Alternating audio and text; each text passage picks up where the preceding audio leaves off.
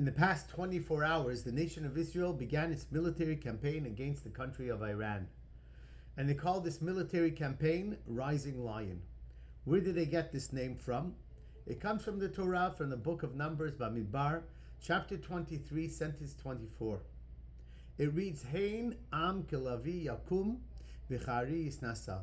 Behold, a people that rises like a lion, a fearsome lion, raising itself like a lion. And so they called it Am Kelavi Yakum, this rising lion. What is the source for this sentence? What's the context? And the context is that there was a nation by the name of Moab, and it had a king, Balak.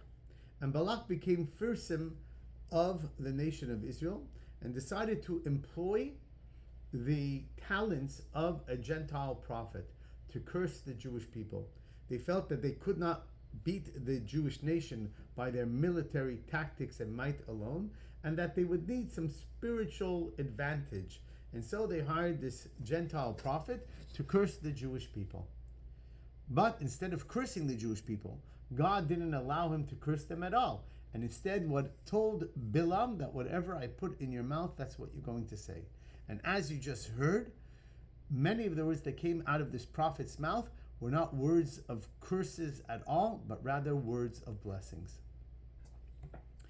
What's interesting is that at the beginning of this Torah portion, when it describes the fear of Balak, this king of Moab, it says that he saw all that the nation of Israel did, and he was afraid of them, kiravhu, because they were many, and then vayakatz mayav, and then he became disgusted with them. So what's interesting is that the Torah uses two expressions. First, they were fearful of the Jewish people, and then they became disgusted by them.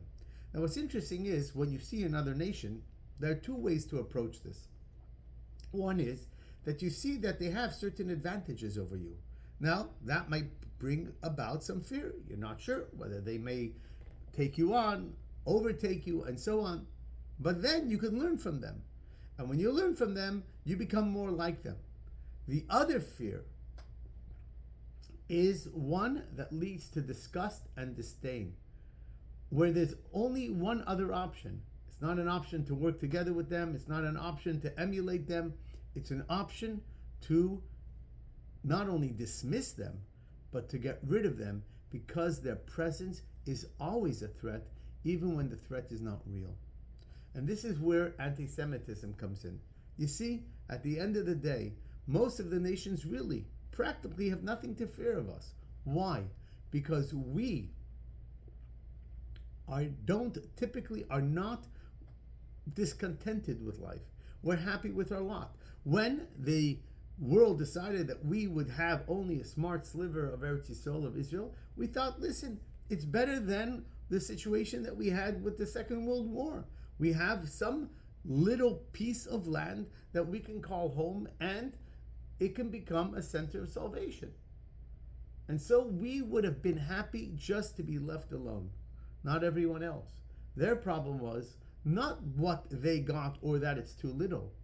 They had disgust. They had disdain.